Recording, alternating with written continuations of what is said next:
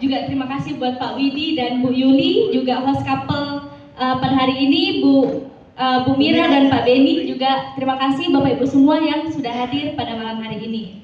Perkenalkan, saya Evelyn Purwoko, lulusan S1 International Business Specialized Management dari Malaysia. Nah, Bapak Ibu, cerita sedikit ya. Saya dari dulu itu sudah sering ikut papa saya kerja MLM. Beliau sudah 27 tahun di industri ini. Jadi saya dari kecil itu hidup 100% dari bisnis MLM. Tapi saya dari dulu nggak mau ikut beliau karena saya tahu MLM itu tidak semudah itu. Saya pikir saya nggak sehebat beliau. Makanya mimpi saya, cita-cita saya dari dulu itu membangun sebuah bisnis yang bisa mengglobal, yang mendunia, yang skala besar. Saya nggak mau cuma buka toko di Makassar saja, karena saya dari Makassar. Nah, saya mau yang betul-betul besar, yang mengglobal. Tapi kata orang, kalau mau bangun bisnis besar, itu harus cari pengalaman dulu. Oke, saya cari pengalaman.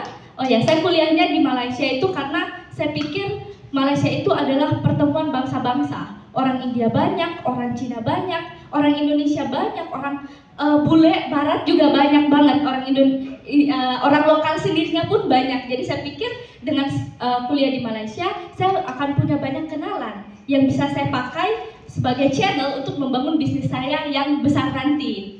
Nah, tapi kata orang kan harus cari pengalaman dulu. Oke, saya cari pengalaman dulu Bapak Ibu.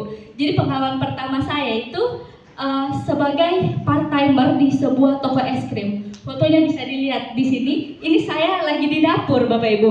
Jadi kadang saya sebagai koki, kasir, pelayan, cleaning service, apapun lah ya yang lagi dibutuhkan posisi saat itu saya kerjakan karena saya pure mau mencari pengalaman. Jadi saya nggak peduli uangnya, saya mau cari ilmunya. Bagaimana sih bisnis ini itu bisa beroperasi setiap harinya? Bagaimana sistemnya? Saya mau menduplikasi kalau saya bangun bisnis nantinya. Nah, menjelang kelulusan, saya itu fokus melamar ke perusahaan-perusahaan besar. Karena saya pikir saya mau bangun bisnis besar, otomatis saya harus belajar dari bisnis yang sudah besar. Nah, saya akhirnya keterima di salah satu perusahaan e-commerce terbesar di Asia, cabangnya di Malaysia. Itu karyawannya ada sekitar 500 orang. Ini Bapak Ibu bisa lihat semua di sini. Ini banyak banget karyawannya. Tapi Bapak Ibu di sini di perusahaan yang besar ini, saya sama sekali tidak dapat ilmu bisnisnya. Karena saya di sini itu dididik bagaimana caranya jadi pegawai yang baik. Bagaimana caranya saya mengikuti SOP dengan baik. Nah, jadi setiap ada karyawan baru yang masuk itu harus mengikuti SOP sehingga perusahaan itu bisa terus beroperasi, berjalan sebagaimana mestinya. Nah, di sini saya merasa saya hanya satu bagian kecil dari perusahaan dan saya merasa ini bukan tempat saya. Akhirnya orang bilang kalau mau belajar bisnis itu masuk ke perusahaan yang lebih kecil. Nah, akhirnya saya pindah ke perusahaan yang lebih kecil. Di sini dua gambar paling kanan. Nah, itu perusahaannya pegawainya itu sekitar 30-40 orang. Itu adalah sebuah marketing agency. Dan memang Bapak Ibu di perusahaan yang kecil ini saya banyak sekali mendapatkan ilmu bisnisnya. Apalagi saya dekat ya dengan foundernya, dengan pendiri bisnisnya. Jadi saya sering bertukar pikiran dengan beliau bagaimana beliau merintis bisnis ini dari awal. Nah, tapi Bapak Ibu, karena saya terlalu dekat dengan CEO-nya sama foundernya, saya jadi tahu betapa susahnya membangun sebuah bisnis. Banyak banget yang perlu diurus dari A sampai Z, karyawan, pajak, sistem, listrik, semua pengeluaran-pengeluaran yang harus dikeluarkan per bulan itu banyak banget yang perlu diurus Bapak Ibu. Saya di sini jadi tertampar. Ternyata bangun bisnis itu nggak semudah itu. Next. Ternyata ekspektasi tidak seindah realita. Saya awalnya mau bangun bisnis Bapak Ibu, tapi bangun bisnis susah. Tapi jadi karyawan itu juga nggak enak Bapak Ibu. Akhirnya saya terjebak di kehidupan yang seperti ini, yang saya harus bangun pagi-pagi berdesak-desakan di kereta, Bapak Ibu, dulu saya waktu masih tinggal sama papa saya itu diantar jemput pakai supir. Sekarang saya kemana-mana harus sendiri, harus berdesak-desakan dengan orang, harus ganti ya. Dari pertama naik bus, habis naik bus ke stasiun kereta, ganti kereta, habis itu naik taksi, habis itu naik bus lagi. Ya banyaklah rutenya untuk sampai ke kantor saya. Dan itu dilakukan berulang-ulang. Belum lagi kalau bos saya itu stres. Bos saya stres satu tempat itu jadi stres. Ya, jadi stresnya bos itu kena juga ke kita. Pokoknya setiap hari itu yang kita hadapi itu cuma stres. Cuma stres hadapi klien, stres karena harus melakukan semua pekerjaan itu dengan cepat. Nah, saya ini ada fotonya, saya pulang itu jam 10 malam. Uang lembur kadang nggak dibayar, weekend kadang tetap kerja Bapak Ibu. Jadi saya merasa, jadi saya mulai bertanya-tanya dong, kok bisa ya papa saya Pak Eko itu duduk di Starbucks, kerjanya duduk di Starbucks, udah Bapak Ibu bisa menghidupi 5 orang anaknya dengan sangat-sangat baik. Ya, jadi saya nggak pernah kekurangan Bapak Ibu sejak saya kecil. Dan saya mulai bertanya-tanya, kok bisa ya ada orang kaya dan kok bisa ada orang yang seperti saya yang terjebak di kehidupan saya yang seperti ini, yang kerja bayar tagihan, bayar lifestyle, terus habis lagi, terus kerja lagi. Jadi cycle-nya itu nggak pernah terputus. Nah, jadi saya telepon lah pada suatu hari, saya telepon papa saya, "Pak, bagaimana sih Kiari itu?" Nah, saya dijelaskan Bapak Ibu. Nah, tapi masalahnya adalah Bapak Ibu, saya tidak mau karena saya takut ditolak. Saya malu sama teman saya. Apa kata mereka kalau saya jalanin MLM? Apalagi teman-teman saya itu teman-teman yang orang tuanya itu punya perusahaan, punya bisnis. Yang mereka pulang dari Malaysia itu mereka langsung pulang untuk mengerjakan bisnis orang tuanya. Nah, saya nggak mau Bapak Ibu jalanin bisnis MLM. Tapi Bapak Ibu, kehidupan saya yang rata-rata ini sudah cukup meyakinkan saya untuk menjalankan bisnis ini. Oke. Nah, di sini Bapak Ibu, cycle-nya seperti apa?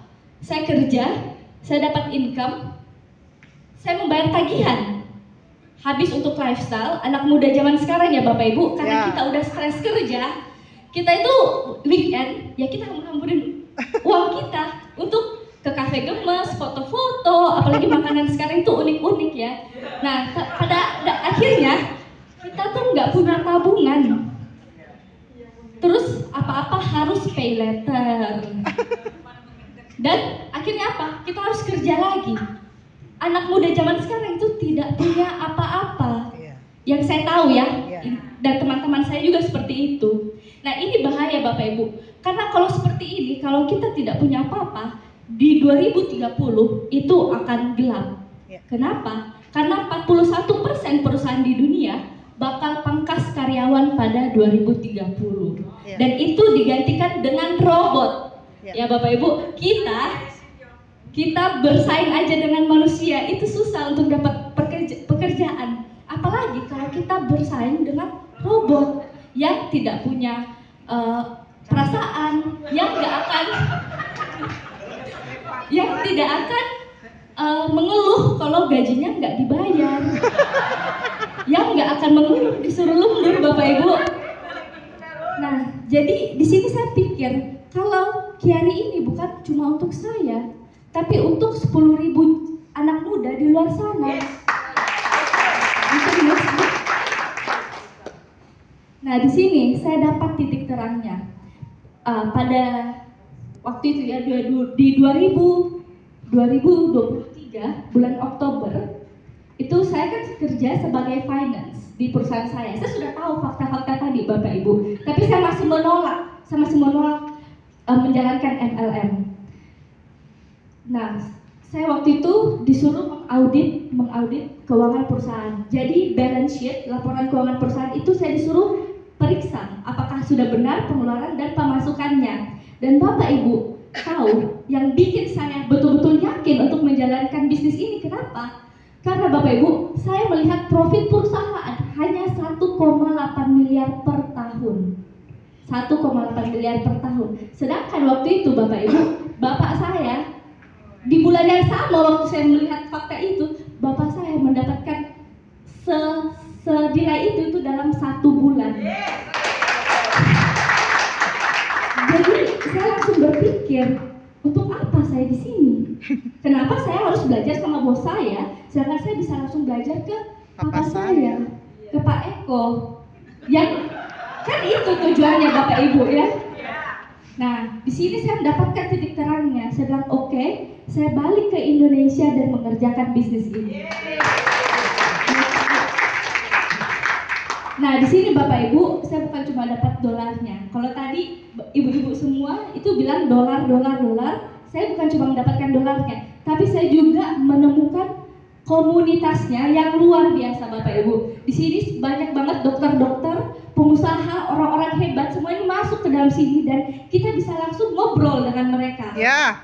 Terus juga dapat skillnya Bapak Ibu. Bapak Ibu, saya dulu nggak bisa seperti ini loh. Saya itu orangnya pemalu dan ya itu pemalu Bapak Ibu. Jadi saya nggak mau ngomong, apalagi ngomong di depan orang seperti ini. Saya itu pasti sudah grogi duluan. Tapi di sini Bapak Ibu saya dapat skill komunikasinya, skill menjualnya, skill negosiasinya Bapak Ibu.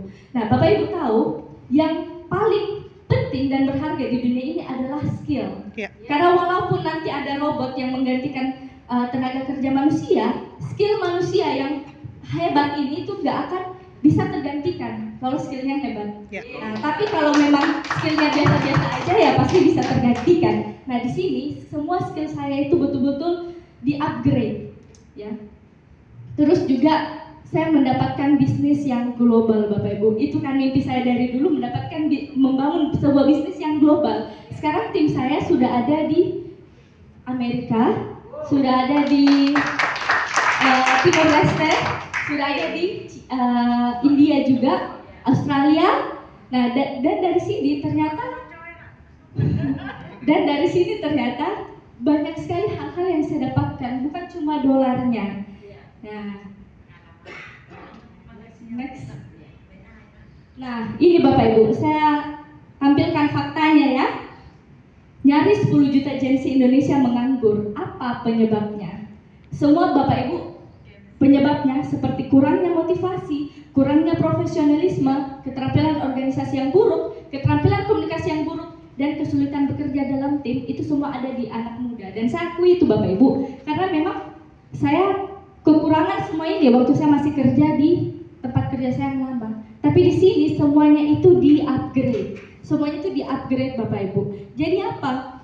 Kalaupun Bapak Ibu, anak muda zaman sekarang itu tidak menjalankan bisnisnya, at least mereka bisa mendapatkan sesuatu, mendapatkan skillnya Bapak Ibu.